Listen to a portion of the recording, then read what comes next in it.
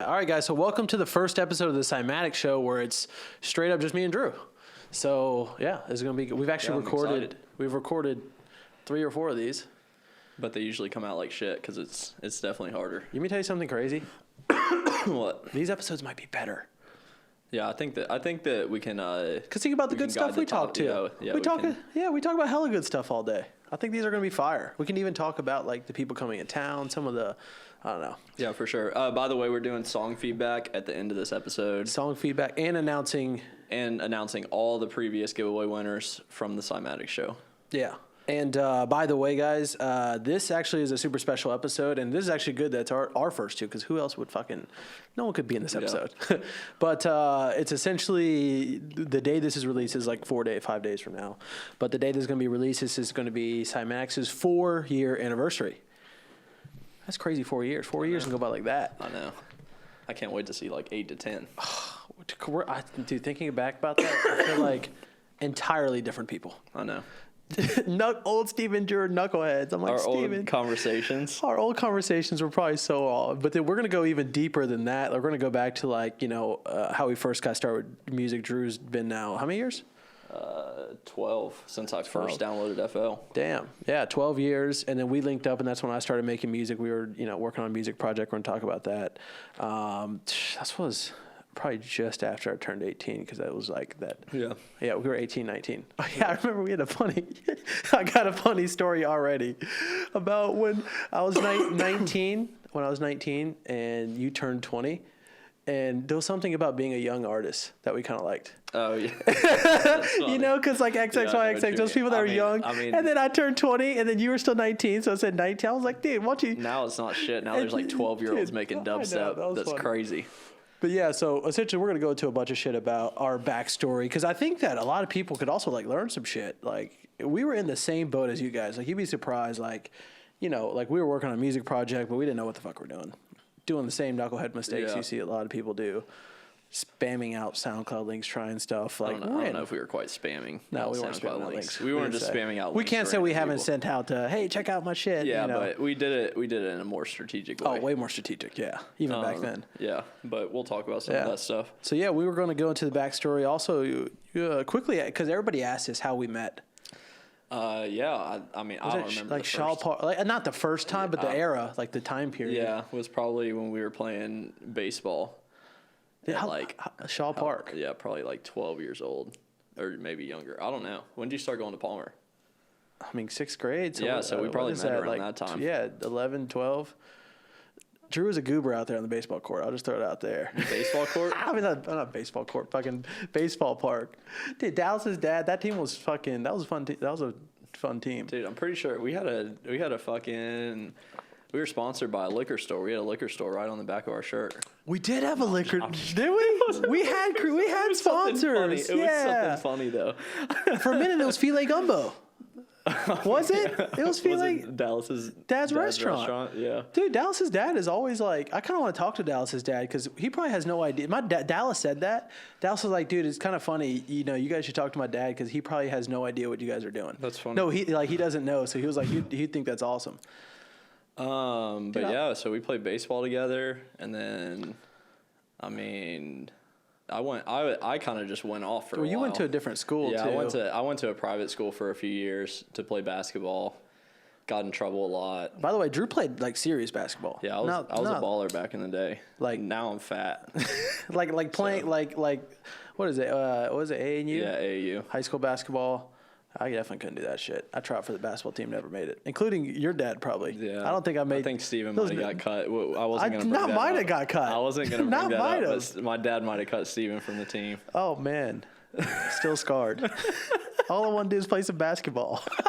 Now you can go up and play at LA Fitness at least. Probably helped out, man. Played a lot of video games, learned a lot of shit. Yeah, I started making beats just randomly and rapping when I was like 14, and then, I did that for probably like 5 years. Like, dude, me and Bohan and Levance had a rap group at one point called New Era. It might still be on MySpace. If anybody found it and sent it to me, I'd be so fucking happy. Dude, that would be so... MySpace. It's probably buried on MySpace. Oh, no, I think they lost. Didn't MySpace lose, like, all their music at one point? Oh, did they? There was some kind of huge, like, server failure. Dude, MySpace wasn't built on a good framework. That's why. Yeah, the guy talks about it. Yeah, it wasn't very good. But yeah, they I think they lost all the music. I might be wrong. Somebody might have to correct me on that. But yeah, well, I had a group. I had a bunch of groups. I went by so many different names. Had a bunch of different groups. I mean, dude, at one point, I'm pretty sure one of the Cornwalls came over to my house and rapped at my house. You know them. Yeah. Scott, I still talk to Scott. I was probably like 15 or something like that. But yeah, I did that for a while, and then we started talking again at what, like 18? It was probably 18. I was in Highlands. I know that. Yeah, sure. and we started playing Halo together and shit, and just kind of like talking about music production stuff because Steven was getting into it. Dude, that, you know what the funny thing is that I still remember it. Like, was that guy done? No, that guy's toasted. Dude, what was it? I didn't know anybody used FL Studio, and I don't know what reason I even remembered they used FL Studio. I was like, who the fuck do I know that uses FL Studio? And I remember that, like, Marlon's cousin or somebody made beats, and one time Marlon showed me FL, and I was in the basement. And I was like looking in Marlon's basement? Yeah, Marlon's basement. He had the closet. You know what I'm talking about? Yeah, I used to go over there and rap with him all the time, too, when I was younger. That's funny. Marlon, I remember Marlon had a song, and I fucking loved it. I was like, dude, this is fucking awesome. Dude, I remember as a kid. Him and Bohan used to make some decent songs. Yeah. Dude, Bohan's in some more. Bohan is in big tracks right now because he was in our old vocal packs. Oh, yeah. Remember? Dude, he's in some big and songs. And Marlon's in some huge songs, too. Tiesto, Boomerang, Bring That Ass Back, like a boom, boom, boom, boom, boom. You know what's funny about that? Marlon, that's not like a chop. You can tell it's fucking Marlon. You know what I'm saying? The voice is very like. I know. It's funny. He has like a resampled something. But yeah, so we started like kind of talking and working on music together. But we worked. It's funny. We worked over and you were showing me stuff, and we were just going back between Halo and playing video games. Yeah, mostly Halo. I would say Halo more than anything for a while, and then we slowly transitioned into working on music more. And then we started a group, and I don't even know how we came up with the word comedy. Probably fucking smoked a blunt. Thought of some. I think I thought of origami or something, and we just changed it a little bit, or something happened like that. But so we started making music. You can look it up. Origami. This is like, how many years ago was this? Well, it had to have been 18-ish, like probably right at 18, 19. So 8 years ago, 9 years ago, 7 years ago, 7 to 8 years ago. That's pretty crazy. Oh, shit. Yeah. Excuse me. So yeah, we did that for a while, and I mean, we were doing the same shit, like we were trying to do like any kind of growth hack stuff, like just hitting up blogs. Yeah, building a list, like hitting up blogs and trying to build relationships. We weren't doing it the best way that we know how now, but at the time, I mean, it wasn't that bad. I mean, it got us a little bit of success here and there. Yeah, I mean, dude, it was just like a grind. Like writing that list every day was everything, because essentially you're sending it out to everybody. You know, we do that massive BCC. You know what's funny? That I would have never done. Well, first off, I would just use an email service provider and blasted them all out once. I know. And I would use like Mailshake. But even back then, if they didn't have it, I still think it was silly to do the same text, kind of copy and paste a message across. No. Nowadays I would have wrote them fucking custom. Yeah, you should write them custom. If you're hitting up anybody, you should do custom emails. For a long time. Like there are certain things like that we do as kind of advanced where you can take like multiple fields and inserts. I don't even think we should talk about that. It's too complicated. That'll be for another episode. Anyways, fucking we used to send those things out, and randomly we landed some huge, like we got featured on blogs were big back in the day. So what the thing about blogs, and still to this day I still think it's valuable for this, but we got contacted by somebody that worked for Warner Music. He was like at the time the assistant A&R. I don't know where he works now. It's like at a different place. Yeah. But he reached out to us because of that, and like, I mean, offered us a pretty big opportunity at the time, which is like producing. He would like mention producing for Flo Rida, and like, and we were 19 at the time, and so set on we're gonna be this electronic music flume touring guy that we can't do this, and we straight up turned it down. Yeah, Flume was a big inspiration back then. Like, dude, that kind of music, because we were making all that shit. That's why I started into this direction, into the sound design. Dude, you remember when I showed you the Flume album and you got upset? We were listening to that shit and like Star Eyes, like how? Yeah, no, that Star Eyes is like, I mean, that was like one of the songs that really started me. Yeah, and I think the beat guys kind of get it now, but a lot of it's funny that the hip hop world in general, like I was originally showing you EDM shit. They don't even know about. No, a lot of people don't even know about the music because they think. I understand because they hear like the extreme version, which is like the blah blah blah blah blah, like crazy dubstep, and they're like, "Fuck this, I don't like this." But there's like a whole nother world in between that and hip hop, like the Flume style stuff. There's so much shit. Yeah, and I don't know. All that was super interesting. What was that? 8 years ago is a long ass time. That's crazy. If you would have told us, so real quick about that opportunity, I think something that's super important to think about the Warner opportunity was it was just like. At the time, one of the biggest things that held us back being 18 and not smart, and while we didn't deserve success at the time, is like a bad mindset. That's the worst mindset ever. Just thinking one-dimensionally, and also like we only had touring. It's called being romantic about like there was a time when I also after me and Steven stopped making music together, where I was like, I'm gonna release these songs and I'm gonna go play festival main stages, and that's like I was thinking I was gonna jump from bedroom to touring producer in no time, and that's just not how it fucking is, man. Dude, like they call it paradigm. So you don't see the world as it is, you see the world as you are. So essentially, if you're seeing the world in a certain way, and this is why me and Drew always study different industries, you'll see the world through that lens. And it's in the book, the 7 Habits of Highly Effective People. And essentially, the old Steven and Drew saw an opportunity and into the industry or just something, you know? Why? Like, the old us couldn't even think and comprehend that maybe this is a good idea, even if it's not matching with my vision. That's why I did the business plan post today. Yeah. I was like, dude, you need to have a business plan laid out, but dude, like... And be willing to make those steps, like, along the way. You're not going to jump from fucking bedroom to touring. Well, not only that, you got to understand that you need to, like, look at a lot of different stuff because there's a lot of different directions your thing can go in that are unique and interesting. I'm going to tell you right now, I know some people making way fucking more money than touring artists that sit in their room and make songs for commercials. Yeah, dude, there's a lot of different variations. And I'm not saying it's all about money, but like giving you the freedom to be able to make music all the time and sit in your room is fucking amazing.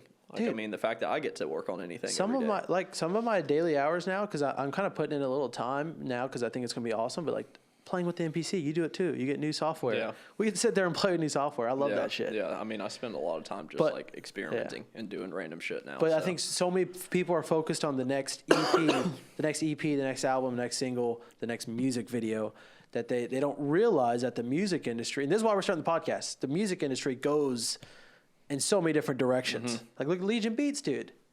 He's like... Gabe. That's an awesome story, dude. He's fucking killer. And he made over $1 million selling beats online? Yeah. I mean, and he's pretty much designed his life where he gets to like do whatever he wants. And now he's more into the business stuff. It's pretty obvious. Because it gets fun. People don't realize it's fun. It is fun. Like, running Cymatics is hella fun, guys, by the way. But I mean, the ideal is like you get to a point where you're making good money. Like, I mean, if you can get to the point where you're making money that's coming in while you're sleeping, that's the best position to be in. I'm going to tell you right now. I got to tell a story. So when Cymatics first started, first off, getting our first sale was a crazy feeling because we had posted up. So when we first started Cymatics, we're at the back of my aunt's organic grocery store. I want to talk about before. Before that? I first started Cymatics Sounds. This was like 3 or 4 months before. I had cymaticsounds.com, and it was just me doing it, and I put up we still sold them for a while after this, but I put up these 2-packs, Monsters for Serum, Zombies for Massive, and what was it? I think I did Death Drums during that time too. But I basically put a few packs up and I just fucking uploaded them, made a couple posts on Reddit, made some posts in Facebook groups, and I actually got I made like $500 in a couple weeks, and I was like, holy shit, there's some opportunity here. And Steven was doing, what was it at the time? Nimbus Media. And basically everybody just kind of quit on him. He was working on like a media company, and everybody just kind of quit on him that was working on him with it. So it just worked out. The timing worked perfect, and we started working on it. And it was crazy because I think one of the benefits was actually the experience before because we worked together on something. Yeah, so you kind of got a good flow. Yeah, you know? For sure. And so then we eventually after a few weeks took down the Cymatics Sound site.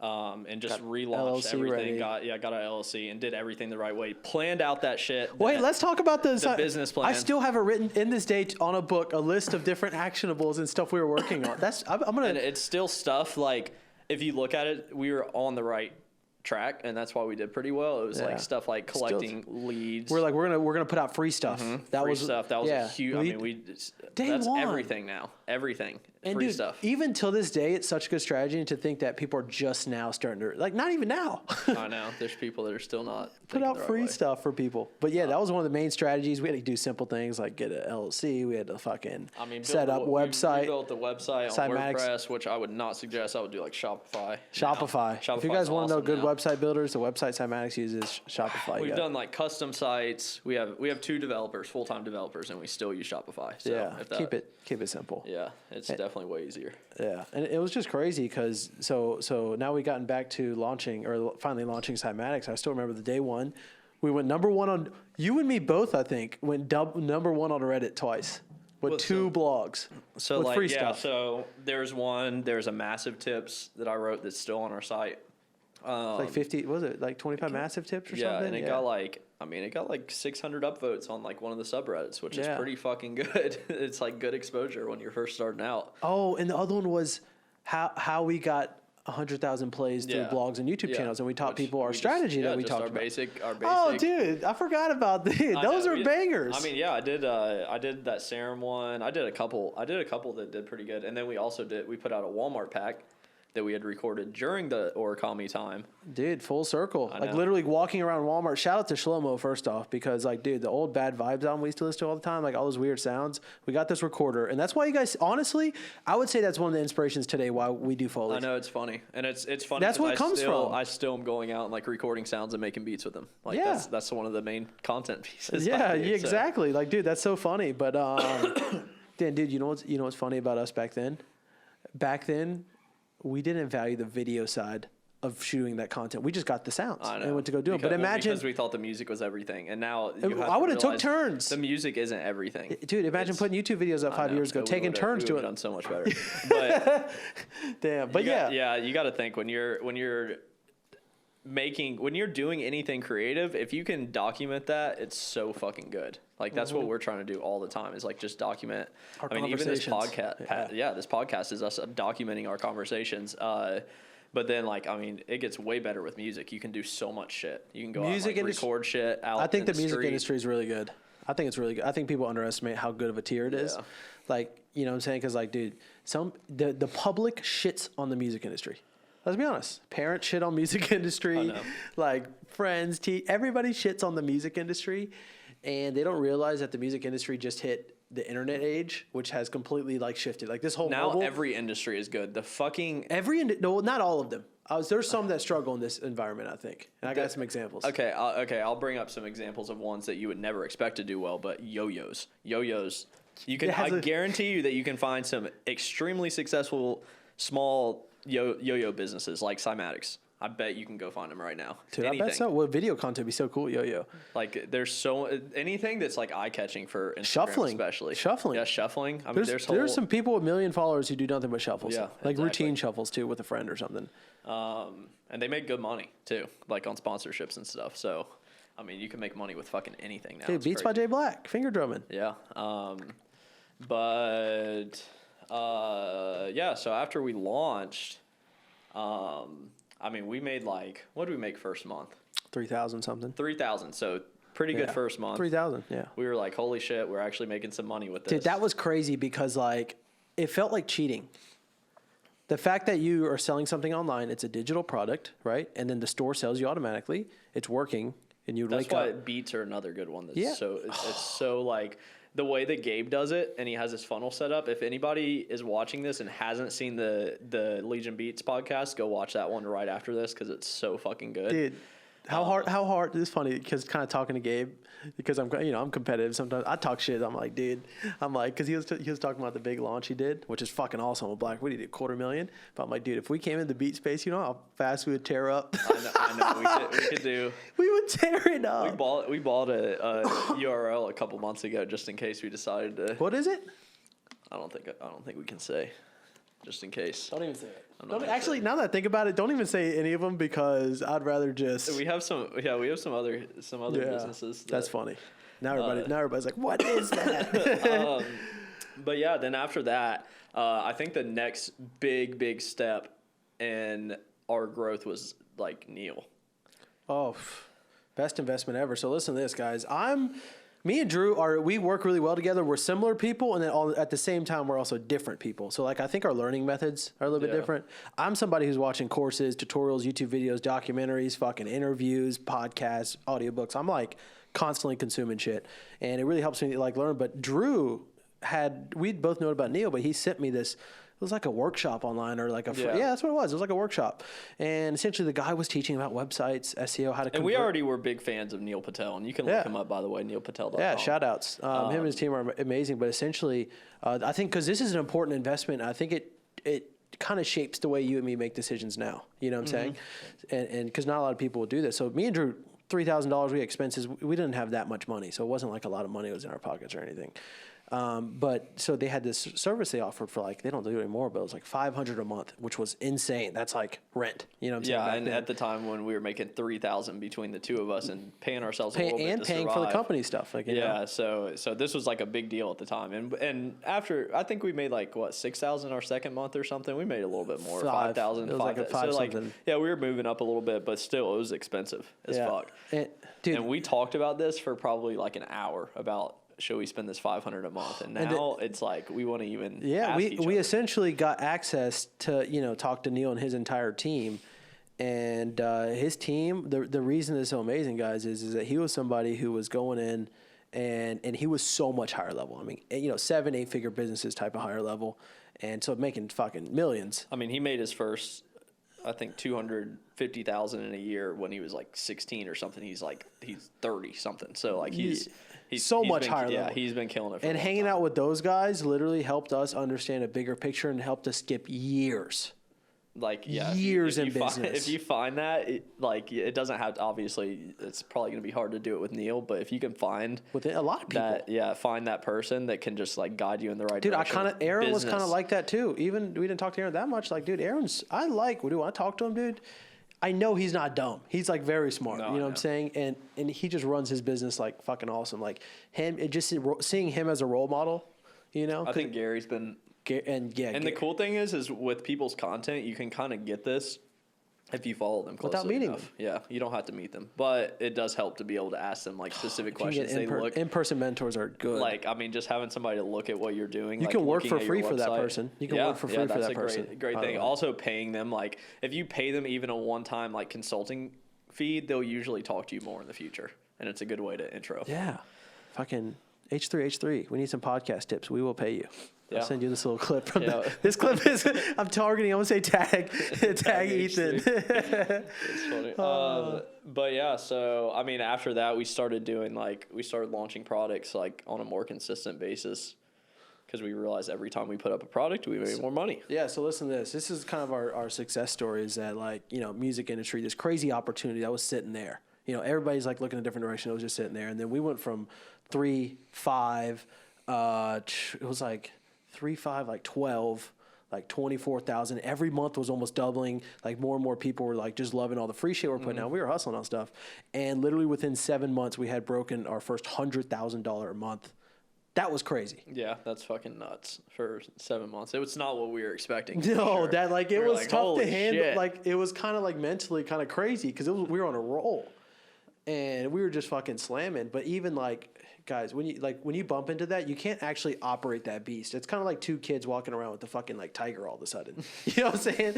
You have to learn. Like Cymatics is a beast, and you have to if you guys ever want to run your own company, own your own team, like dude, that shit's it's not you're gonna easy. Fuck up a lot, and you're gonna lose money. I mean, there's been times what would have been like one of our biggest product launches to date, and it still ended up being our biggest one to date at the time. And by the way, this shit was like guerrilla marketing. So me and Drew were like diving in Facebook groups. We were adding people. Steven and Drew Cymatics, adding a bunch of friends. If you were in music groups, if you were on a post by my competitors, if you were on a post and you commented on it, we'd go to the comments. I would literally go add everybody from the comments because I'm like, okay, they're paying for advertising. I'm just going to sneak in there. We can add people. We had huge accounts. Doing whatever we could. Adding people to Facebook groups, dropping free stuff, collecting. Dude, that was chaos time. Yeah. You got to be in this insane mode at the beginning of your project where you're willing to fucking go in and do anything. You know what I'm saying? Yeah. Anything to grow. Like specifically, I don't think enough people focus on growth. It is even to this day, me and Drew always think about growth. And the thing is, especially online with people unfollowing you, unsubscribing, if you're not focused on growth, Dude, you're literally you lose dying. so many. You don't realize how many people unfollow you if you start gaining followers at like a rate of like 50 to 100 a day, you'll start noticing how many you actually are losing every day too. Dude, let me tell you something about that. I don't think that you're losing so that followers, because we got the analytics and stuff, we can see the unfollows per day. So 2 to 3 people, 100 people unfollowing, obviously more people follow. I think that actually reflects how humans are with brands. So you and me are constantly going in and out of whoever I'm liking. Like right now, I'm fucking loving NPC, but I might be in a different fucking market all of a sudden and might not be looking up as much stuff about that. That's why I feel like new users are on the site more. You know what I'm saying? Yeah, and that's why you really have to be constantly gaining new fans, or you're just gonna grow. Yeah, if you're not growing, you are dying. That's why you see a lot of super hard to figure out bigger artists from back in the day who barely have any engagement. I want to tell the Infinity story though. So we are gonna launch our biggest product to date. It was called Infinity. And this is just to show how you can you can fuck up big time, and it's not a bad thing, because this was our biggest lesson too. And Infinity was awesome. Yeah, it was awesome too. We did a really good job. I still like Infinity. Everything. So, anyways, we get to the launch day and we send everybody to the website like we always do, and our site crashes, and we're like, wait a minute, what happened? Because so many people came to buy it one time, and we're like, wait, we've never seen this, and we're like, okay, so is it going to go back up? And we're like. And it doesn't go back up. And it's down for how long was it down for? In and out for it was barely there for some countries. But I think it went down for half a day. Travis worked on that it was bad. And we ended up making $50K in that one day still, but it was it was a bad launch and people were furious. So oh god, that was a crazy thing. Our fucking site crashing. Dude, I definitely learned a lot from that launch though. Yeah. The biggest thing is just if you're ever doing a product launch, don't send people to a site that's not ready for it. God, you gotta have good servers. We fucking smoked that old WordPress server. I know. Dude, you remember that developer? There was a developer, and I remember he looked, and he saw obviously we have crazy sales, traffic, and then he was like, "Wait, you guys are on a WordPress server?" He's like, "This is crazy what you guys have done." Hilarious. He was like, Shopify is crazier. Fucking Kylie. We were on Shopify first. This was funny. I know Kylie's running. The code's so much better. The code is so much better, dude. The code is not clean in WordPress. Yeah, that's why really it's so clunky. I don't know. You have to get it optimized. What was some other fuck ups? I think. Well, dude, the money. So, for example, guys, one crazy story is that me and Drew, at one point before our first year anniversary, before we turned 1, we got to a point to where we almost went out of business. We had less than 2 weeks worth of payroll in the bank, so we're pretty much almost out of money, 100%. And we didn't look at the money. I don't know why we didn't look at the.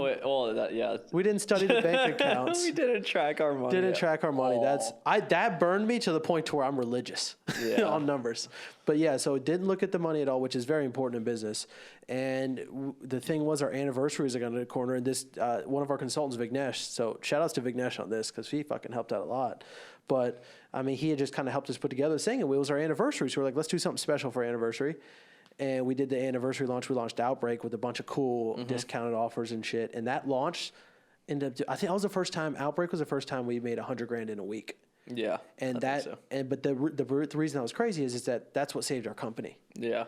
And that was a crazy moment of almost being dead. Dude, that was crazy. Now it's never even a worry now because we're so careful about it. Yeah. Well, we control it. You take a calculator with I don't know. Even for personal finances, if you guys are on a budget, just track your money. Don't just let it go. I'm not great about it, but it's a little bit different maybe with our situation.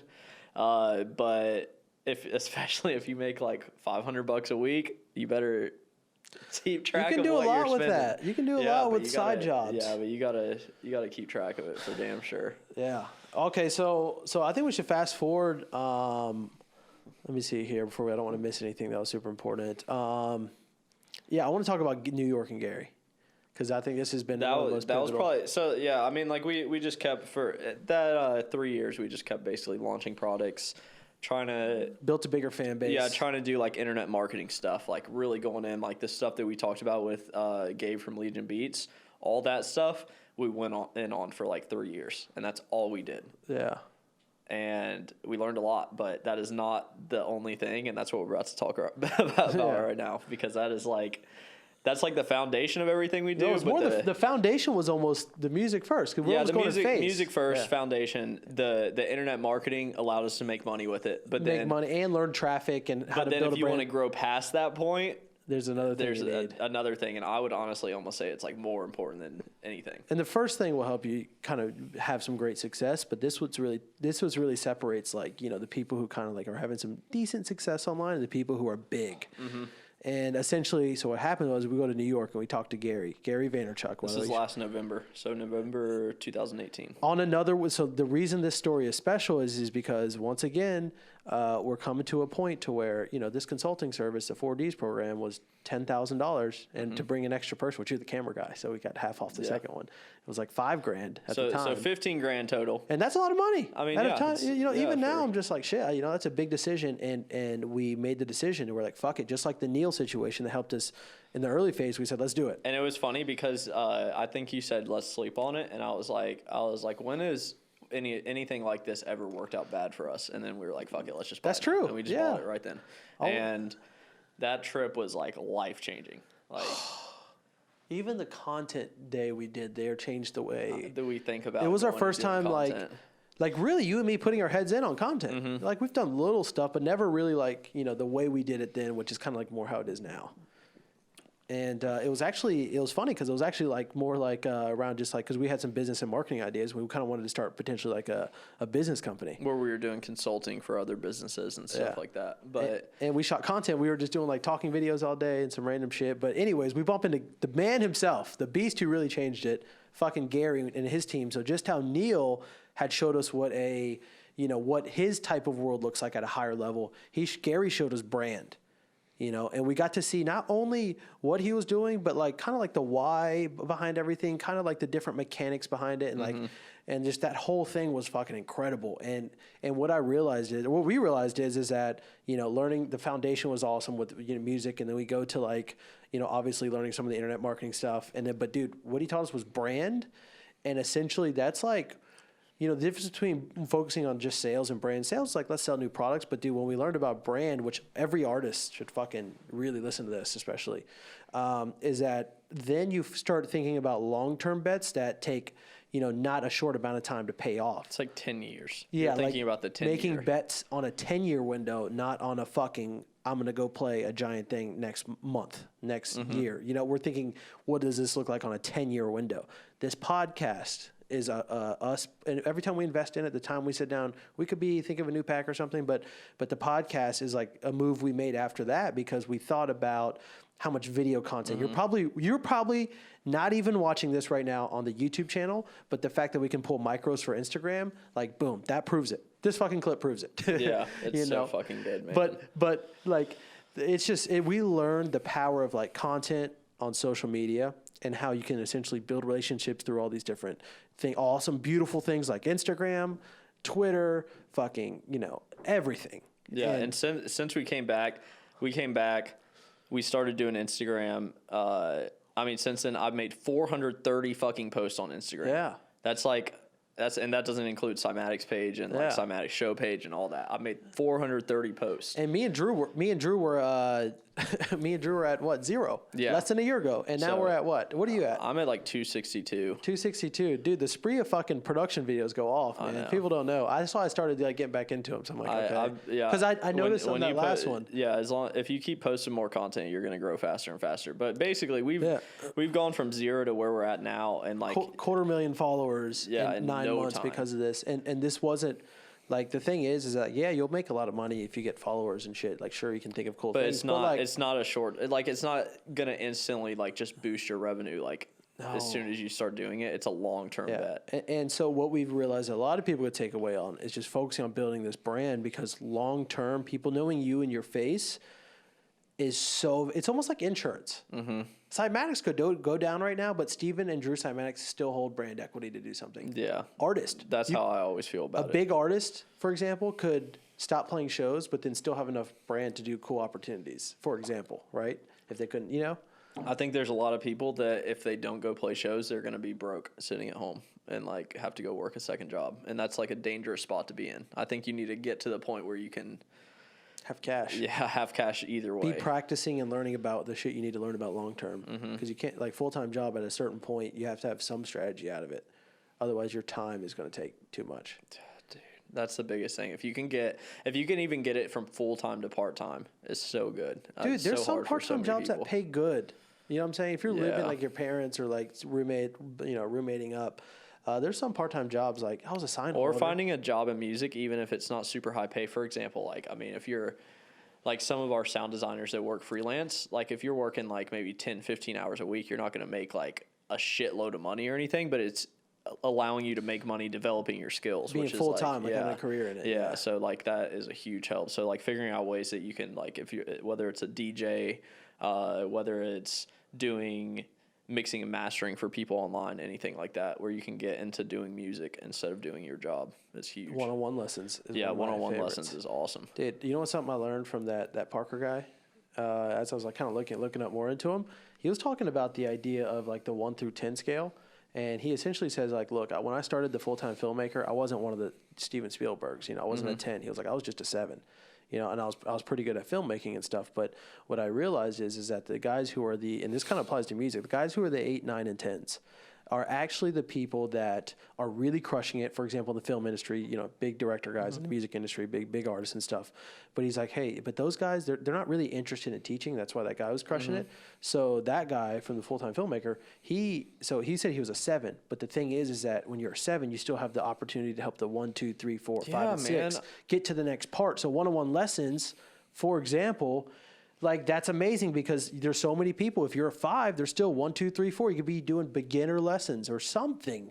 There's so much you could do. I mean, dude, we had a friend that wasn't even that great at music.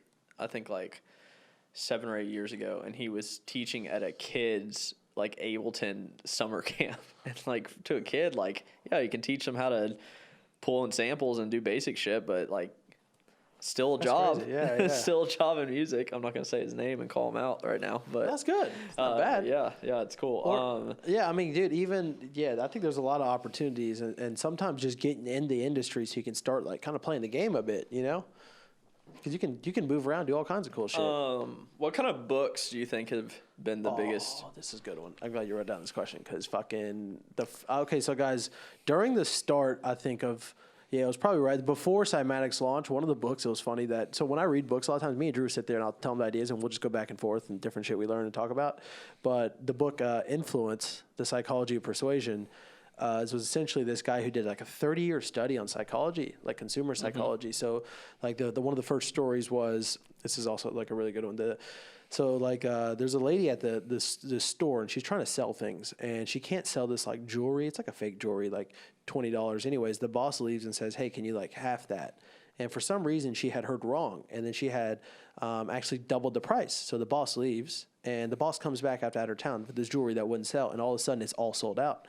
And the boss like, what happened? Blah, blah. And she's like, I don't know. But the fact that it was like the raise in price essentially created more like value in the item, and then all of a sudden everybody bought it. And this guy talks about he was talking to his friend about this, and then he goes on this 30-year study about why do consumers make decisions, and some of these crazy studies where they're literally like some like crazy 60 studies about shocking people and then see how the people made the decisions. And I mean, it's that exact thing is why people see Fiverr as like shitty quality, because it's like $5 present stuff. yourself, Like, yeah. oh, that's got to be shitty because it's so cheap, even if it's good. I found great stuff on Fiverr. I'm about to do a video with Fiverr with some samples I got made on Fiverr. That is inherently bad branding. But yeah, exactly. It's like it's like when you think of the dollar store, what are you thinking of? Not high quality stuff. You're thinking of shitty stuff. It doesn't make you as excited. A lot of people present themselves like this, by the way. You got to make yourself presentable. I think that's the number one problem with I think it's great if you're doing some kind of special offer, special deal, like in a funnel or something. But if you're doing your beats and saying, I'll sell 10 beats for $6,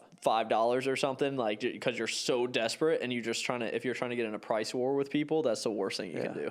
Yeah, that's not the good thing. And I don't want to discourage low ticket sales because you can do cool items at lower prices. But not doing everything. Yeah, but kind of like it's pretty much how to present yourself. Even like right now, okay, let's pretend there's two Stevens, and let's say the first Steven wants to sell FL Studio lessons. And let's say I charge $10 an hour.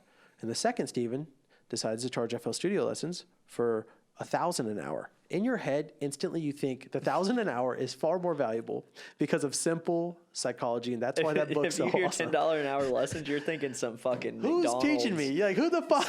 Some shitty Who ass the fuck's coming to teach me? You did some for shit. $10 an hour. $1,000 an hour sounds like, oh my It god. sounds like Skrillex is about to come in and teach you. Exactly, and that's that book talks about a lot of those triggers, and then how humans essentially have like weird ways of thinking, and learning psychology is one of the best things for marketing.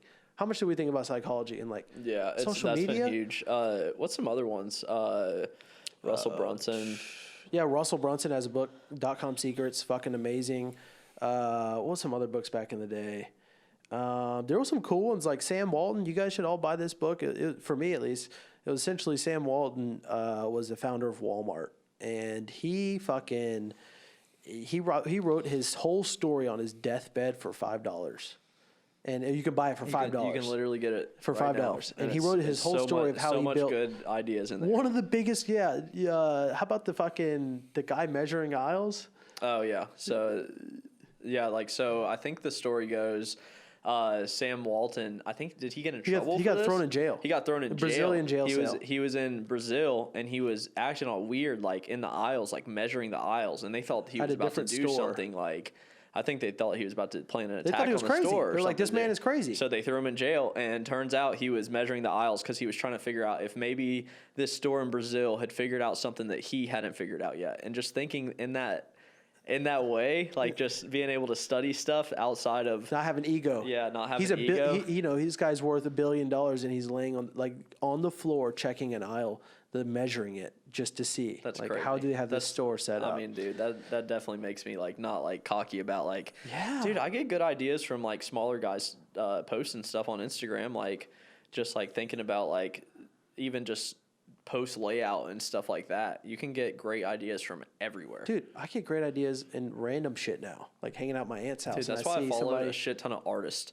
I followed a bunch of artists on Instagram and like random artist content creators who are just like, they're just making like for example, there's this one guy, I can't remember his name, but he does drawings like 9 versions or Homer Simpson in 9 different ways, and he'll draw them in Adventure Time style and Pokemon style. That sounds like go off. So does it go off? It does pretty well, and he's not huge. He's got like 150K, but he has like really cool content ideas, and I'm like, oh, maybe I can get something from this. I gotta check out that guy. I gotta follow all your followers. Let me just shout him out because people are gonna be fucking asking anyways. Yeah, I gotta follow your followers, man. Yeah, that's good. I like refreshing them every once in a while. You can sort it by latest, I think. Dude, you always get that new version of Instagram way before me. His name is Struthless69. It's STRUTHLESS 69, and he does all kinds of shit. Drawing Homer in 9 different styles. Oh, this is like a fast forward video. This is awesome.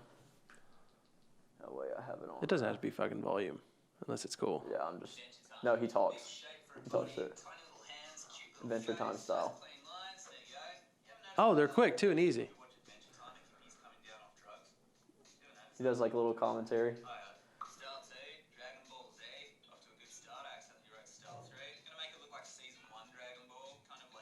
And he just draws people or draws different characters in a bunch of different styles. But like I can't even explain to you how many ideas I just got. I know, that's what I'm saying. So like following people outside of your space is so fucking Dude, you good, know what man. I did up there? So dude, I found the old so like I was thinking of Simon Servita, right? Mm-hmm. And I found, because he's talking about the phone, I was like, okay, and I've been thinking of full-time filmmaker. I was like, I want to try to make like a YouTube video. Anyways, I go into that spare garage, right? I have a bunch of shit where I moved, and I found our old webcam we used to use for stand-up meetings. Oh, that's funny. And it's decent. I plugged it in. I moved one of the cheap lights my sister has upstairs. That's funny. And I put it there, and I did a video, but it came out fire. And I was like thinking about like, it was funny just because cool content ideas. When you showed me that guy, I'm like, oh, dude, I'm gonna tell you right now, if you're only following say you're an EDM producer or dubstep producer, and you only follow dubstep producers, your content is gonna fucking suck. You're gonna be looking off into the distance and trying to look some artsy fartsy look, and then that doesn't get much engagement, and then you're never gonna try anything else.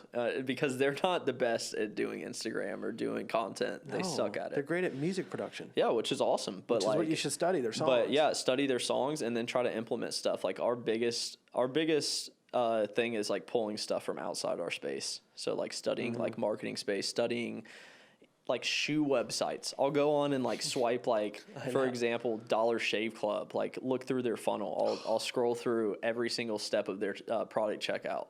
Like doing that kind of stuff is fucking huge. Yeah, that stuff is good. I mean, dude, the best is when you find a really good role model online. Like with everything, guys, by the way, not just website, like YouTube channel. If you want to do a YouTube channel, find some other guy who's killing it. Yeah. Some random shit. Dude, the Pokemon opening people are funny, man. They literally, everybody gets a high from pack opening things. It's like unboxing. It's the same phenomenon as unboxing, straight up. Do we have any more backstory stuff? Where are we at in the story? We're pretty much today. Yeah, now we're at we're just doing Instagram, doing a ton of content like all over the place, doing this podcast. Our day-to-day job has kind of changed. It's completely changed. Yeah. There's a point when my day-to-day was like actually working on making sample packs. Now websites. Yeah, now I just guide the direction of stuff. Call Andre, our head sound designer guy, and make sure everything's going good. Yeah. And then I work on content all day. Dude, and that's it. Yeah, fucking, because it's just a couple meetings and then fucking. The cool part is that I'm happy about our team right now. Our team is sick. We got fucking, we got a squad right now. Here, one second. And it's awesome because we get to work on content, guys. That's like our main. This right now, this is work. Like work. This is work hours, by the way. Look at what we're doing. Smoking joints, drinking beers, telling some old stories. You guys get some value out of this, but like that's fucking awesome. And I think, dude, more people got to fucking. Dude, it's crazy too because Jordan works for us. One of our best friends from growing up. Like, I mean, I've known Jordan one time. This is a funny story. There's this little fucking annoying kid named Chris in our middle school. And one time Jordan, we were hanging out before school and this kid comes up to me and like hits my books out of my hand. And before I even have time to react to it, like split second, Jordan, I guess, hated this kid and beats his ass, has him in a fucking headlock. And Jordan's asshole or his fucking butt crack is showing because he's bent over, got this kid in a headlock. And Jordan was a chubby dude at the time. Jordan was a chubby dude at the time. He was bent over, beating this kid's ass. And Jordan is way bigger. By the way, Jordan's like 6'7" or something. So at the time, way bigger than everybody else our age, and is beating this kid's ass. And that's how I actually became friends with Jordan at first. Is because like after that I was like thanks for sticking up for me, man. It wasn't that serious, but and he got some.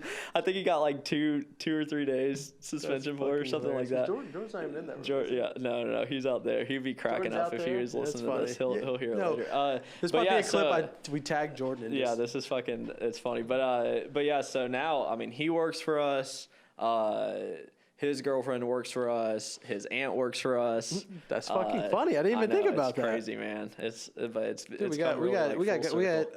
funny, guys. The way our company works is, for you guys who don't know, I mean, we have about 10 to 12 full-time employees. Probably about 12 now. I'm guessing. Yeah, full-time employees. And then what happens is we have a fuck ton of different producers that work for us, freelance. So, job to job basis, depending on what. So that's what we're hiring for, by the way, right now. Oh yeah, the big team of that's like 40 plus, probably big. I don't know how when I last managed it, it would get up between like 15 to 20. So it's probably way bigger. You know what's funny though? Guys managing it. It's. I mean, because it kind of goes through rounds. People get weeded out because it's pretty competitive. Yeah, no, it is definitely competitive. It's a really cool thing for people to do, though. You should definitely apply. But yeah, so I mean, that's where we're at now. Is there anything else we want to talk about for backstory? Yeah, I'm trying to think of what good things in the because we have so much cool. I mean, I have some other. Wait, real quick. I think another thing I want to talk about is the past 9 months. So since we grew, we started doing these live events, and dude, me and Drew, like we've gotten recognized before in the past. But ever since the Instagram, we get recognized at a different level. I mean, I get recognized at fucking. I probably haven't even told you of something. I used to tell you all the time. What was the one in Cali that was really weird? We got out of the plane and we went to the rental place. Yeah, I can't remember what it's called, like Progressive or not. Yeah, Progressive. Yeah, it's one of those places. Whatever the place is called. I think that's insurance. I don't even know. But anyways, we went to a car rental place and this guy was looking at me funny. He's like, wait. he's like, do you work for Cymatics? I was like, yeah, I actually own it. And he's like, are you Drew?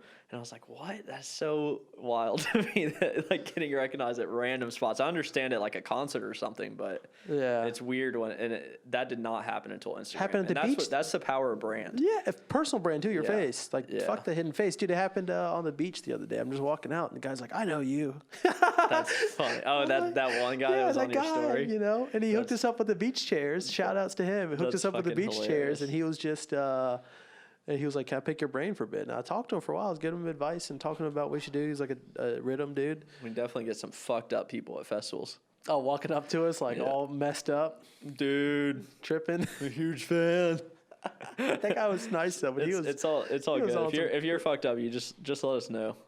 Yeah, Drew's probably stooped out. I mean, Drew probably stooped out too. Dude, that was fun, man. I like going to concerts or like festivals. Yeah, I wanna go to Imagine. That's in what is that, October? Yeah, do we have a lot of people we know are playing there? A lot of buddies. No, we're about to get when is that ton coming? of podcasts. That's soon. That's I should do that. We should do a sprint for that. It might even be September. A3C too. We should tear up A3C. Yeah. By the way, guys, real quick, opportunity. You have a fuck ton of people coming in town. If you had a YouTube channel that did interviews like that Sidewalk Talk girl, then when they come in town, if you're like, hey, could I come meet up with you? And I do like these little selfie interviews that I put up on YouTube. They do pretty well. I get 15 minutes of your time. You know how many people you connect with by starting a podcast? Dude, there's so many things like that. A podcast with your phone. There's podcasts that just are shot with their phone, by the way. You don't need all this fancy shit. No, you really don't need that much. Do you want to look at some of these random other topics I have? So backstory real quick. Me and Drew have been wanting to do kind of like some session where we just look at random shit, but we just haven't done it yet. And me and Drew end up talking to each other because we want to kind of show each other something funny. I know. Well, I've been saving these. We should call it like the thing of the like surprises or something like the surprise. I don't know. This is just other random topics. I'm gonna pull up some videos and shit. Can we do viral finger drummer? No, let's do this one. This one's quick. Future mascot. Okay, video? So this is you want to turn it?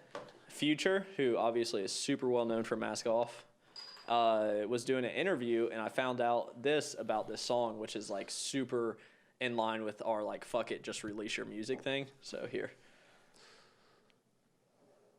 Oh wait, let me turn off Bluetooth.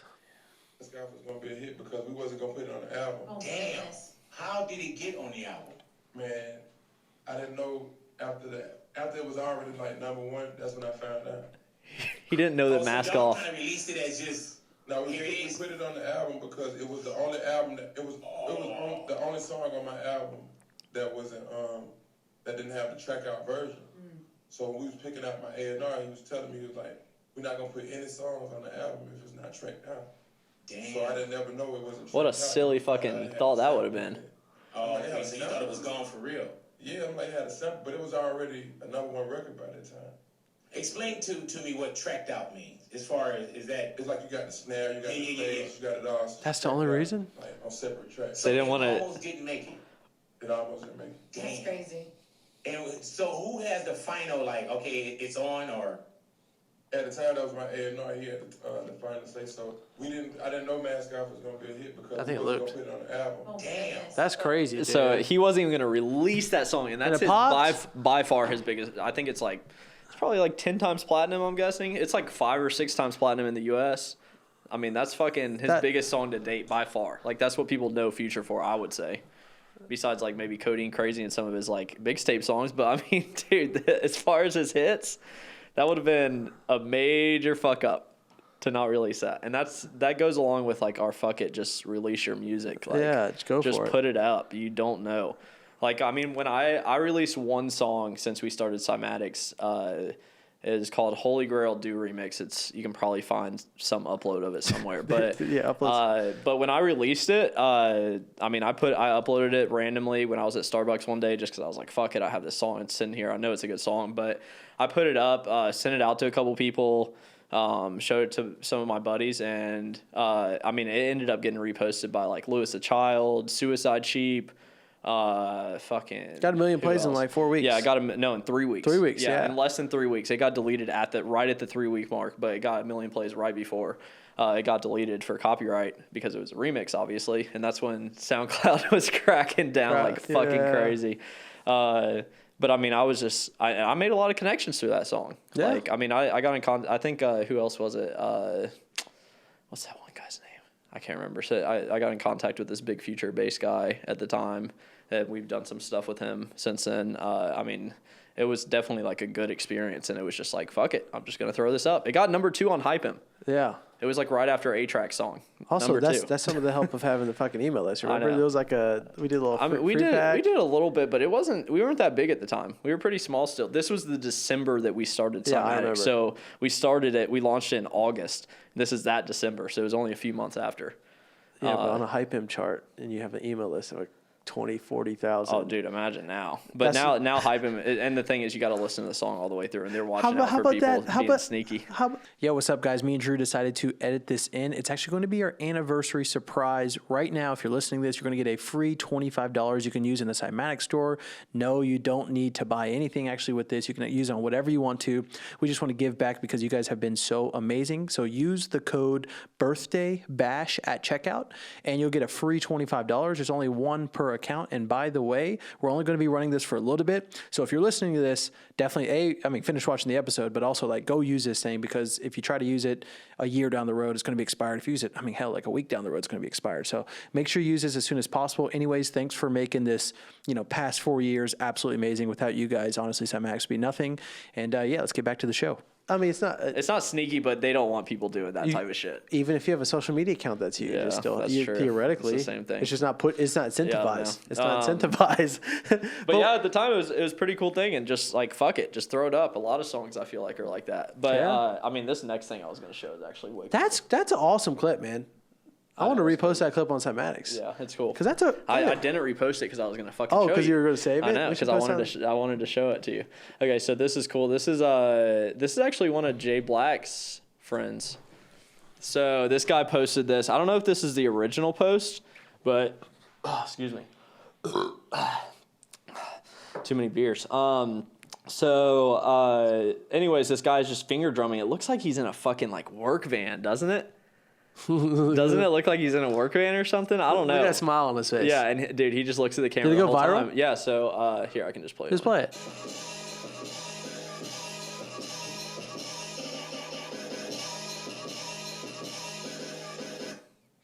Oh, come on. We might have to This beats by wait. Jay Black's buddy? Yeah, this is that Trizzy. I think his name is Trizzy Track, right? Or something like that. Dude.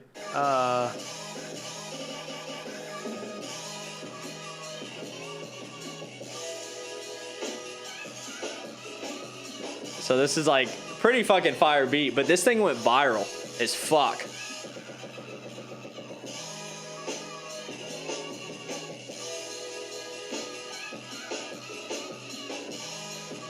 But This is fire. Yeah, it's fire as fuck, right? But so it's really just kind of a unique, eye-catching video. This one piece of content, this got let me see, where's it placed? 20.6 million. Look how many likes and retweets. 200K retweets, 700K likes. This one piece of content. So look what, and it's not even the original guy. This is some random guy that posted it. I don't even know how many followers. He has 11K followers, and he just posted this. It went viral. It went super viral. It wasn't even the original post. And then what happens? Where's this guy at? The Game Needs You by Meek Mill. Tweets that. And this gets 200K. So there he's like, where's this guy at? I want to work with this dude. So then he says, I'm right here. This dude, Trizzy Track. And He tag him? yeah, or he was basically like just doing like a quote retweet. Uh-huh. And then a few hours later, Meek Mill's story. This year we going all the way. Meek Mill. He's already working on the song with that dude. Isn't that crazy? Like one piece of content away, man. Everybody's one piece away. Isn't that a crazy sequence? That happened in like a day. Does he live in Atlanta? I think so. Here, He follows us, by the way. I Yeah, think, right? I'm not sure. I don't know. His Wait, name his is name's Trizzy? Trizzy Track. It's Trizzy. No, I think he follows us. Track. Yeah, he follows a bunch of people. But yeah, he does. So Yeah, but I mean, and he blew up, man, because of Really? that. Yeah, I mean, like overnight. Oh, like he a was serious, not, like a blow up Like it level. was like a serious moment for him, and that was like that one piece of content. He's sitting in this van. It almost looks like he's on his break at work or something. I don't know if that's like what he was doing. I don't know what the fuck he's doing. He's just sitting in this like van or something. It's crazy, man. You think Twitter has that capability more than Instagram? Yeah, to go viral? but the thing is that you should still be posting content on Instagram. I know, but the problem is that Twitter is like. But think about this: if we take something to 100K, you don't think we could recreate it? Oh, I know. We should do that. We should do that soon. That's worth it, man. But Dude, this guy's awesome. Definitely a cool story to see. I mean, and going from just making some content online to working with Meek Mill in a couple days. I had to just pop him a DM real quick. Do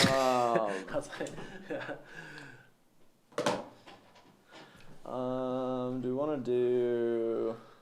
Dude, that's crazy. That was a sick track. I know, it's fucking cool. Dude, it did I mean, kind of look like he was sitting in his van like on a work break or some shit. I don't know what he was doing, but it just looked like really eye catching. It looked like you wouldn't expect him to pump out that banger. I know, it's weird. That's what it is. It was weird, man. Do you want to do song feedback? You ever see those viral videos that's like homeless man shocks with voice or something? Oh man? yeah, Because it's yeah, like stuff like that. I mean, dude, you know it's what was like a crazy so you're just not example of expecting when that? you're watching the video. Have you seen? Did you see the guy who went super viral? It was this guy that had a mugshot go really viral, and he's like a really good looking dude. He looked like a model. Oh, yeah, and yeah. I can't remember what he got in trouble for. Dude, he's married to a fucking billionaire. Got a kid on the way That's crazy. now because of that. Because that mugshot went viral, he got a modeling contract and somehow met this billionaire's daughter, and now he's.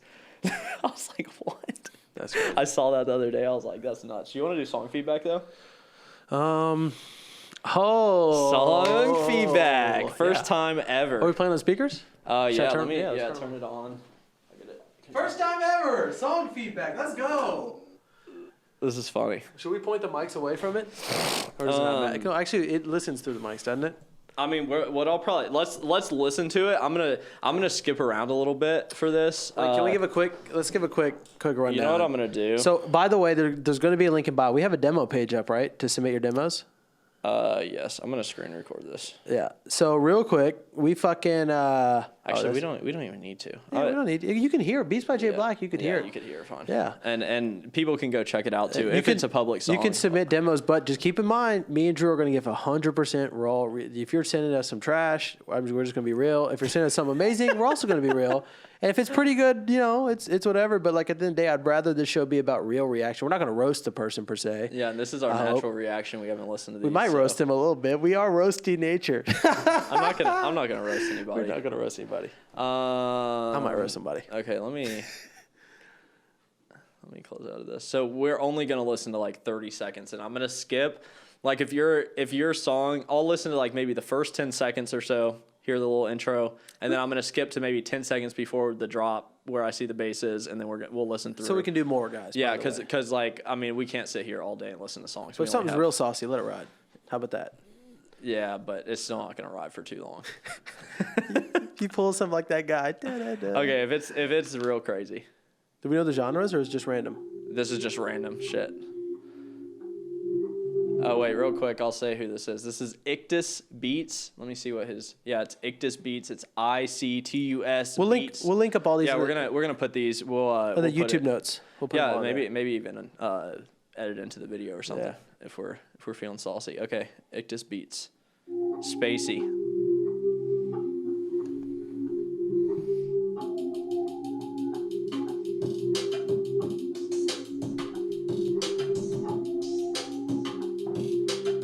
So it's a beat maker, like a beat dude, right?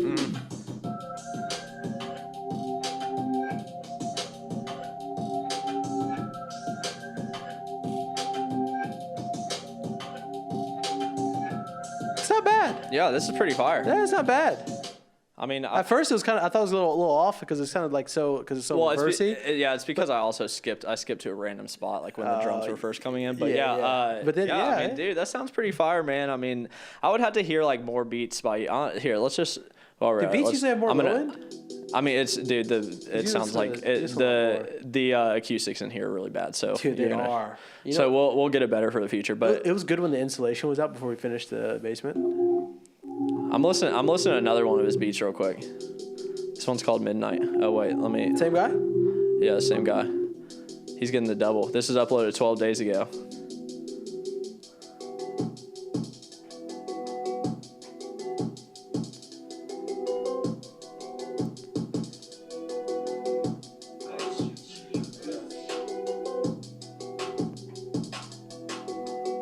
This reminds me of like some old like Lil Peep, like some of his underground shit. It's pretty fire though.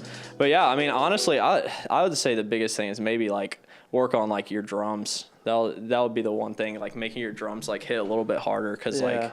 But I mean, besides that, like I like the melodies and it's like it's not bad ideas. Shit. It's like good ideas. It's really good ideas. Probably just a little like, bit of mixing. Play with volume levels a little bit.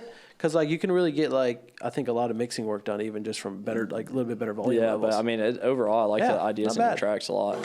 Oh, this is okay. So EDM. This I can tell by the name. This is Dante DeRoos, Ring the Alarm. You can already tell it's like a house dude. Yeah. I'm gonna skip ahead.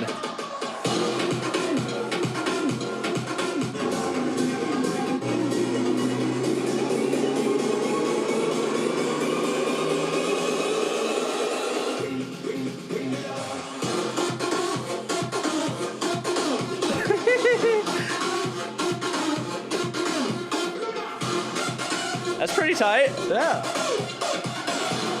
Okay, once again, I can't tell super good because the acoustics are kind of bad in it's here, a low but end a little bit, it's yeah. missing a lot of low ends. Like that was the I mean, number all of one it. thing. But like the idea is but awesome. the idea of that song is like that's a fire like festival track that Yeah. like I know people will play it out. Maybe even mess around some like vocals for building up to that, so it's like different. Yeah, because I think a lot of the time like with these synthy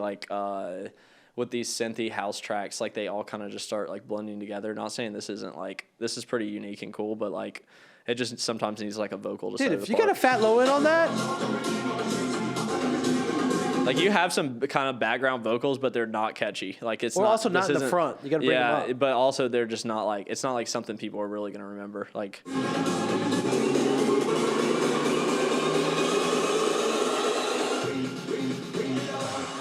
yeah, if you gotta mix those vocals a little bit. Hey, to the front. try dragging whatever song that you're kind of inspired by. Drag it into your DAW and listen to them side by side. It'll Yeah, help. It'll you'll help notice a lot. lot of stuff very quickly. But yeah, that's a firehouse Yeah. track, man. Like It's good. it's definitely good. So that's Dante DeRoos on Instagram. This is I don't know how to say this. I_Amet_Ursoy.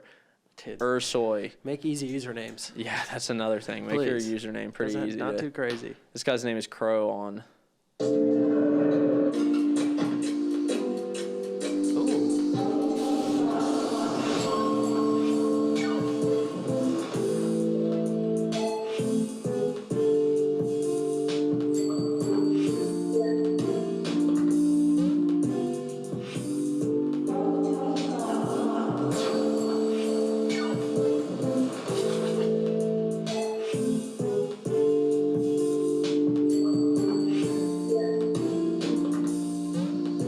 Dude, this guy has a lot of cool ideas. Yeah, no, he has a lot of cool ideas. It's a little hard to like catch the rhythm of it. It's just like a basic click clap. Like put a Yeah. little bit more on because all the side perks. And he might be trying to go for something that's a little bit more off. It but, sounds like Galimatias almost a little bit. Yeah, but like the ideas are really Dude, that's fucking cool. fucking In sick. this. Yeah, I love all like the random like almost video game sounds. Dude, I would play with that. Send that to me, buddy. Hey Jordan, Pop that DM over with the stems. can someone bring me a beer?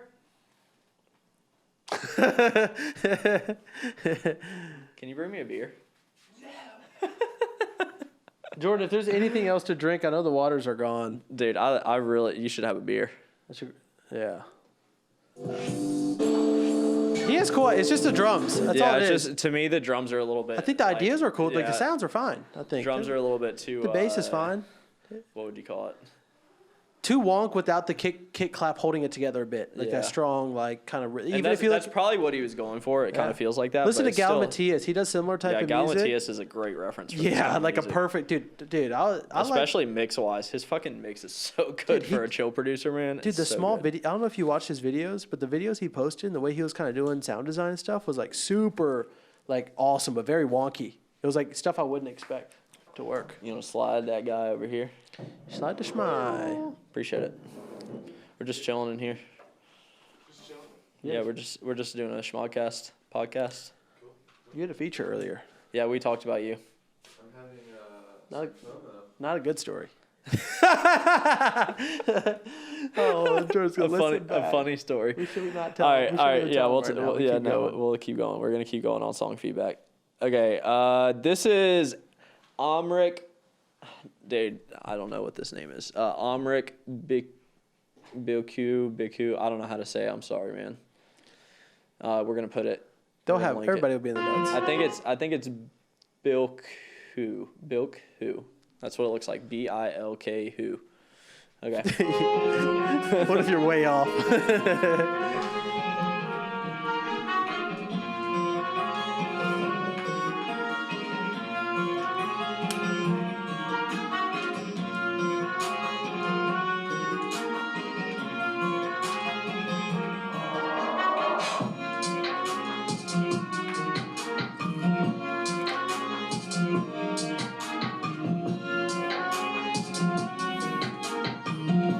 Okay, I'm gonna tell you right now what's He's 808. yeah, you need to add bass to this, but this is like a fire fucking melody. Yeah. Like whatever. I don't know if this is a sample or a like original melody or what it is, but it's fucking. Might be something from one of our fucking packs. I don't know. Grass. It's really fucking good though, man. Yeah. But yeah, I mean, this almost sounds like something like somebody like DaBaby or somebody could ride on, but like it's gotta have first of all better drums.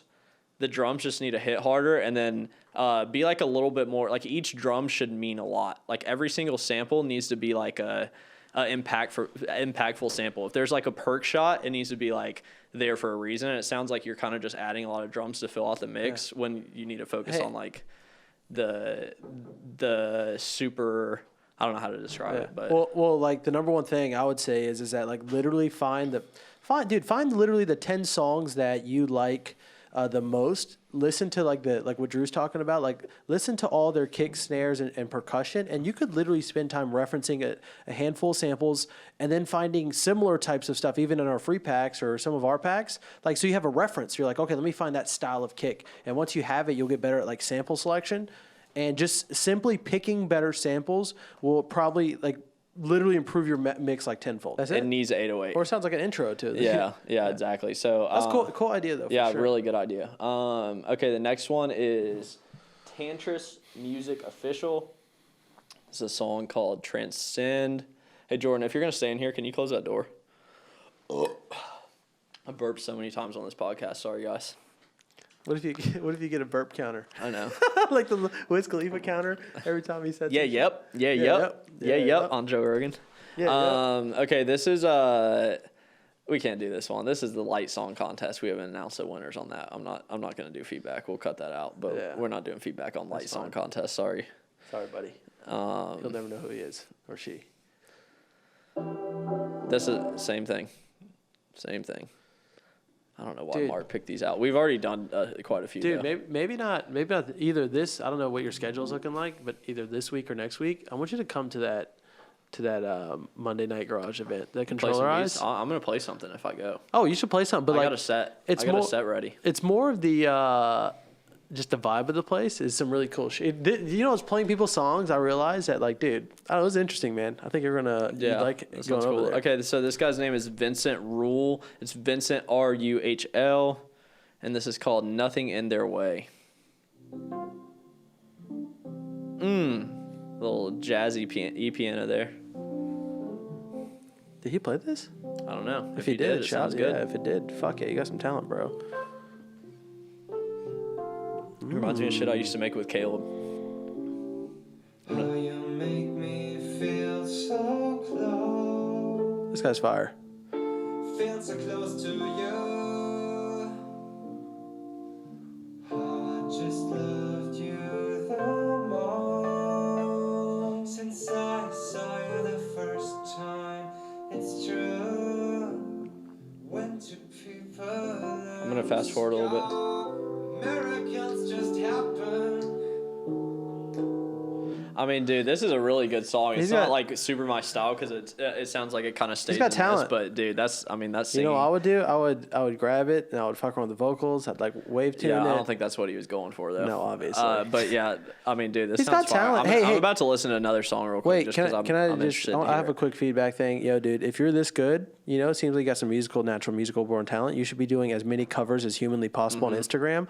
Don't worry about putting out so many songs. Just keep getting really good at your craft and putting out content showing off your craft. And you can still make songs, You still can make songs. Yeah. but like make lot- content around it. Yeah, if you let are. people consume that song through your fucking IG content. You'll grow so fucking fast. Here's another one of his songs.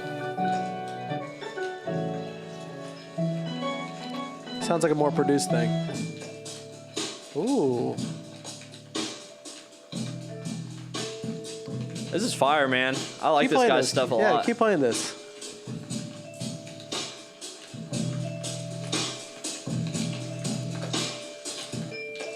This definitely deserves more than 11 plays. I'll tell you that in 2 days. Is there any singing on it? I don't know. It sounds. Doesn't sound like it, but this is a fire song, man. This guy's really good. I would This bring is- I would bring a top line in on that. I feel like Yeah, him but singing it's again. still like just Yeah, it's that's still- a it's chill. still That's a good. chill like just lo-fi like that would be on any of those channels. I mean, dude, honestly, to me, I'm gonna go to your Instagram right now and roast your Instagram. I'm sorry, See if man. it's saucing.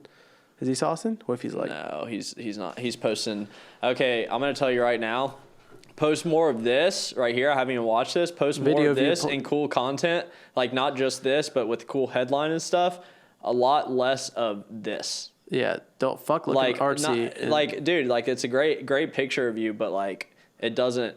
That's not gonna build your brand. that's not gonna be edgy. But dude, What- those videos, you're cool. The- Show it like, off. Yeah, I can tell. It looks like by the posts that I see, you are a great piano player, and by your music, you're a great piano player. You should bring that into your content. Do a ton of fucking. I would covers. love. I would be happy to see you do some cool covers of like a video game I like Exactly, or some shit. exactly. Like any kind of content to get your name out there. Look at 'Cause what's that's that, how you're what's gonna that get. Charles guy's name? Charles isn't me. Let me see. That guy who plays with like somebody would be talking in a viral video and he just plays over on top of them and adds like this little score behind their like viral video voice. Charles mix something, but I can't remember his name right now Yeah. off the top of my head.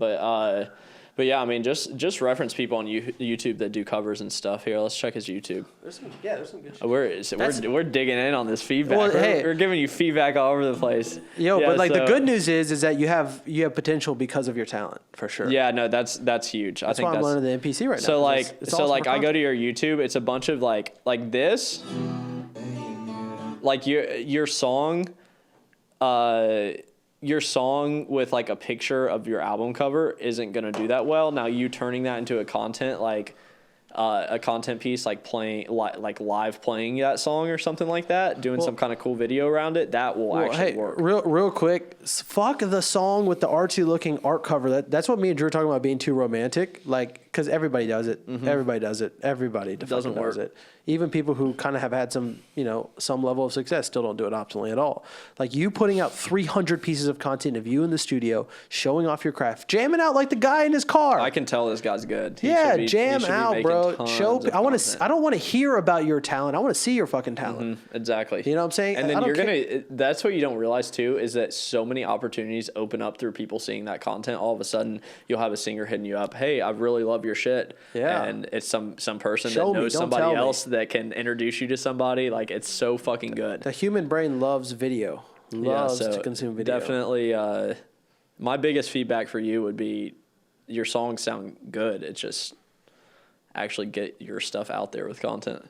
Okay, what's next? This is finally Noah on Instagram. This is called Crazy, KRZY.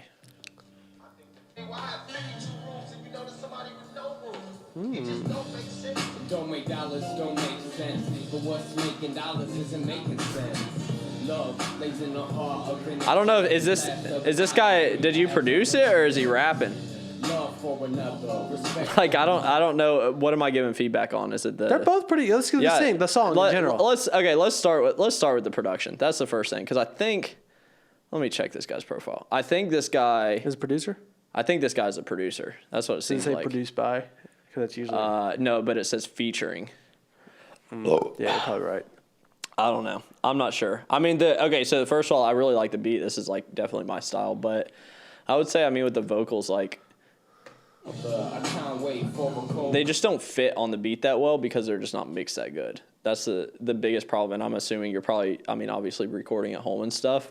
Just work on your vocal processing because, like, that's huge. That's everything. You want Like, to tell them some good plugins for vocal processing? I mean, it's What do really you learning. It's really learning the plugins that you that's know. Like learning how to EQ good, learning how to compress. Compression is like highly misunderstood, and people are not doing that on their vocals, and they're missing out because, like, I mean, if you're just rapping into a random mic, especially if it's not one like this is a little bit better for vocals. Yeah. If you're rapping into some mic that you have at home, it's probably gonna have a lot of peaks and parts that are really soft, and you're gonna have to even it out. So I mean, that's the biggest thing. I would just like work on getting your vocal quality a little bit higher for the rapper. I don't know if this is the producer, the rapper, or what, but sweet. Well, Yeah, that's either all way though, that was a pretty good one. yeah, I like that one. was dope. So that's all the song feedback we're gonna do today. Oh. We're gonna try to do this better. Real and quick, better. let me go ahead and get Jordan on. Or get Jordan to ask Katie for the winner so we can read off them. Yeah. Because we're about to have to. Hey, Jordan. Yeah. Hey, can you ask Katie to bring over the winners? Yeah. Sweet. We're about to do What time giveaway is it? winners. Okay, in the meantime, we're going to do a quick production tip of the day, which is going to be today Transient Shapers, which are super fucking good if you want to get your drums to hit hard. Basically what they do is they are able to isolate and process only the transient of your, say, your kick drum. So the transient is the very sliver that first hits, the thing you hear at the very beginning. And usually with a kick drum or something, it'll actually be a hi-hat. A lot of people don't know that, but Yeah. it'll be a hi-hat or very short sound that gives it that top end.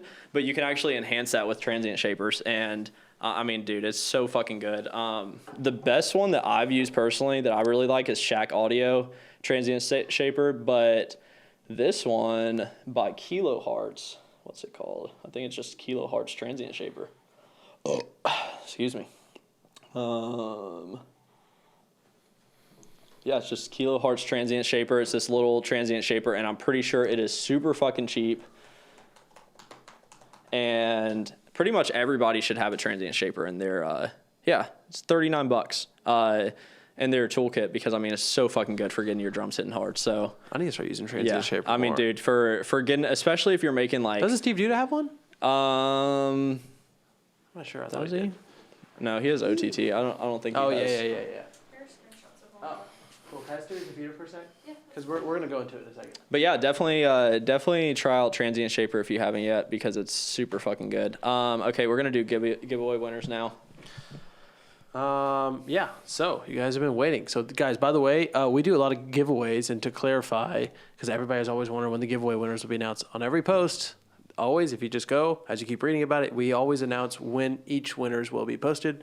So yeah, just keep that in And mind. usually, especially on Instagram, you can find the giveaway winners like in the comments. I usually announce them. I try to edit them in, but if I've already sponsored the post, I'm not able to. Yeah. And then on our big contest you see, you can usually find them on the Cymatics FM page or in your email. Always in your email. Cool. All right, we got to start. There's a lot of these. Oh yeah, Katie, you gotta come guide me here. Oh yeah, by the way, these are all the contests. Oh yeah, so telling them which contest it is. This is specifically the Cymatics show. Yeah, this is Cymatics show giveaways in the comments. We're doing Yeah, we're about to give away hella shit. There's a lot of goodies. Yeah, we're gonna do a giveaway on this one too. Sweet. Katie, you wanna come help me over here? Oh, you gotta make some sense of all this because we got a ton of winners. Oh, so these are each podcast, like. Yeah, so that's the San Holo podcast. So we'll start with you want to start with the San Holo Yeah, podcast? this is number one. All right, here we go. No, you're gonna have to help me read these. All right, so the winner. We're gonna show the screenshots on here. We're gonna have to edit Do you it know in. what was the prize for the San Holo one again? Was it speakers? I can't remember. I think it's speakers. Katie has it up right here. SHA speakers. Oh yeah. Okay. Oh fuck. HS8s. HS8. HS8s. This is a good prize for a podcast. Fuck yeah. All right. So the winner is Newman Raheel. Okay, and we will be linking up the specific YouTube account. The URLs Yeah, of the people, yeah. but we're just gonna show the screenshots in this, and we'll link up the So yeah, congratulations, getting a pair of Yamahas. Yeah. HS8. That's a big prize. Yeah, the big boy 8s. Cool. Sweet. All right, Katie, you want to come back over here? What's the next podcast episode? Booties? Is this Booties? Yeah, which is a keyboard. Oh, okay, cool. So Booty Vogue, this is an Audio 89 MIDI keyboard. And which one is that? Video podcast. Oh, I like how you organize 89? these. It's What? 49. I was like, what? Yeah. What are you talking about? 89? All right, I'm just going to read this comment real quick. And the guy's name is Alwa, ALWA. I love the Cymatics show. It's so interesting and successful to hear people talk about how they raise to the top. My favorite part was he linked up a part, and he says, as you guys talked about Messenger and how easy it is nowadays to connect and with others and build up communities or deepen relationships. P.S. Can't wait to watch the next video. Sweet. Thank you very Yeah, much really for the appreciate the love, love. Yeah, that's why I wanted to read and- that. That was amazing. Thank you so much. And congratulations on your keyboard. What's next? Company. We have a lot of gift card winners. Okay, if we do the gift cards, you should kind of go through these quicker because this is going to take all day. Yeah, we got So hella- which gift cards? Which ones are gift cards? List of all the gift card winners down. Where? Which one? They're listed 1, 2, 3. Okay, so I just still got to open. Yeah, you got to open these one by one. All right, cool. All right, so gift card winners. We got Brandon Vasquez. Which one is this company? $100 SMS gift card from the company winner. We got, you know what I'm thinking now? We should cut this part and do it in a more efficient way. Announcing the winners like this, there's a lot. Dude, just keep going. Just keep going? Yeah, just announce them. Fuck it. Just announce them. All right. Just read the list. Just read the list, and we'll show the comments. We'll quickly pan through the comments. We'll How pan about through the that? comments? And then we'll link all the and then accounts. okay. Well, we got this. It's good. All right, cool. Just keep reading through it. It's cool. It's Because a I'm looking, long I'm episode like, anyways. yeah, Just yeah. start reading them off. All right. We'll just get back here. All right.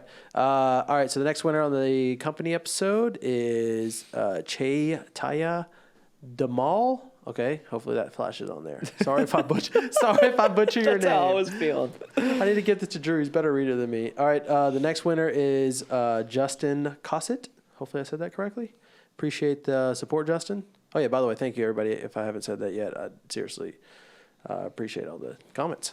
The next winner is James Tran. He said he marked the 51-minute mark is so dope. I can relate with the face-to-face connection because it's not all about social media, but the relationships you create in real life. Sweet. Thanks for the love, bro.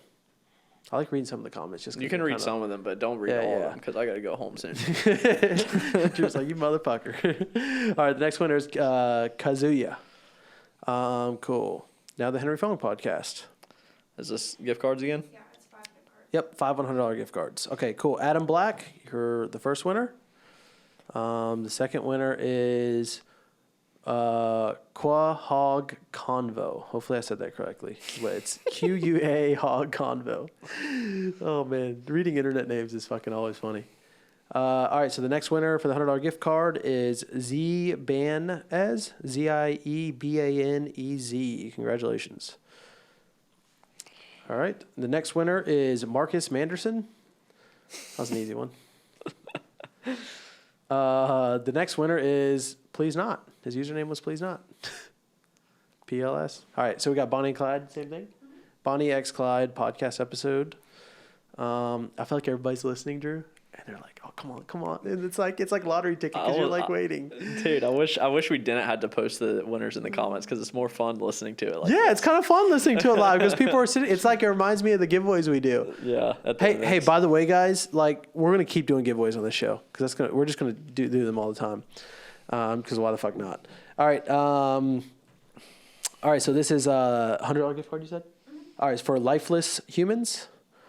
Oh god, that comment was funny. All right, the next winner is Ela Baca. Hopefully I said that correctly. The next winner is Calso Music, Kaleso Music. Dude, you know what the comment this one is, Drew? The favorite moment was when Drew has no idea what the fuck Steven is talking about. 30-30. I don't even know. I don't even know. But I'm sure it's funny. You know what I'm saying? From our LA trip. Oh man, 59 this is Tax, TACTIKKZ. Appreciate the comment. All right, Rich Mobinson is the next one. And those are all the $100 gift card winners. Now, this is the Nick Chernwick episode. Same thing? I'm pretty sure. Yeah, I think it is. Yeah, $100. Okay. Sam Squatch is the first winner. Sam Squinch? Sam Is that what it Squatch. says? That's what it was. Dude, that's probably a reference from Trailer Park Boys. I'm guessing they call it. Bubbles calls Sasquatch, a Sam Squanch. The next, That's what it's yeah, from. the next winner is Vita Guy Shanley. By the way, if any of you guys hear your name and you won something, literally just email support@cymatics.fm. Yeah, we'll we get you a were gonna put prize. that in the. Yep. I learned. Oh wait, no, I keep reading the comments. All right, King Kel, you're the next winner. James Jerron Norton. Katie, I'm gonna start having you as a reader. You're gonna be the guest reader of the show. You just show up to I'm announce sure prizes. she'll love that. We Katie should starts usually getting a not lot- Wait this long and have to announce 10 at one time. That's the problem. I kind of like a couple announced maybe on every Yeah, episode. no, that's fine. Previous episode, We'll maybe? just do the previous episode. Because everybody will watch just to wait to Yeah. hear their name. Yeah. Cody Allen is the last one. And now we're going to the Leah Culver podcast. Same thing? Yeah, there's 5 gift cards. Sweet. Jason Hassan is number 1, or Hassa. Steve, STEV, is the number 2 winner. We're almost done, by the way. Number 3 winner is Zella Clouds. Sweet. Number 4 winner was Tempest. And the 5th winner is Vargaz, Vargazz. Cool. What do we got left? Do you want to save these 3? We have 3 more, but they're from recent podcasts. You want to save them? Yeah, for let's let those run a little bit. Okay, cool. A little Yeah. bit longer. Sweet. Yeah, guys. So we just announced a ton. We have a couple more. All you have to do is drop the quick comment, by the way, on these episodes to get the. Thank you, Katie. All you have to do is get the quick episode or drop the quick comment of which part you liked. You know, it helps us out. We love Your reading favorite comments. part, just timestamp it. It actually helps. That's how we go through and find the best moments to repost on social media, by the way. Yeah, I mean, Great seriously, if strategy. you think there's a cool moment that's like a magic moment we should share on fucking social, like, please, it would be much appreciated. And honestly, we read every comment. That's half of me and Drew's days reading fucking comments. It's really good for feedback and learning The best. learning what kind of stuff people like and don't like. Yes, the best. Cool. Well, yeah, that pretty much wraps Anniversary it up, I think. episode. First episode, Steven. We're going to do more of these guys. Yeah, we're gonna try to sure. do these like once a week at least. We can talk about Cove. Yeah, my Can I son hear was it? just I born. haven't even asked you that much about him because you kind of said I'd want to let you fucking. Dude, he's so good, man. He just like Really? sits there all day, doesn't cry, just hangs out. It's just doesn't like go crazy or nothing like that. I mean, he keeps us up some nights, but Do you have not, to like- wake up a lot in the middle of the night? It's not as bad as we thought it would be. Like some nights are worse than others, but most nights are pretty good. So Do you get a full night's rest or do you wake up at least a couple times? I mean, a couple times, but I already did. Anyways, It's not a most of big the time, deal? Yeah, it's not a big deal. I'm used to Interesting. it from production. But yeah, Interesting. Yeah, Drew's a dad now. it's crazy. Yeah, you got a Crazy little. shit. He's a boy. I have a feeling he's going to be like you. I know he probably will. Troublemaker. Be. He looks like me as a baby. Hopefully he's not like you. He's going to give you some shit in his teenage years. Oh man. Yeah, but good episode. Yeah, episode in the bag. I thought it was awesome. What was the time of that? Jake, what was the time of that one? Hour 30. That was Oh, good. yeah. That was one of our longest ones yet. Yeah, that was Sweet. I'll be All right, honest, well- that episode straight up.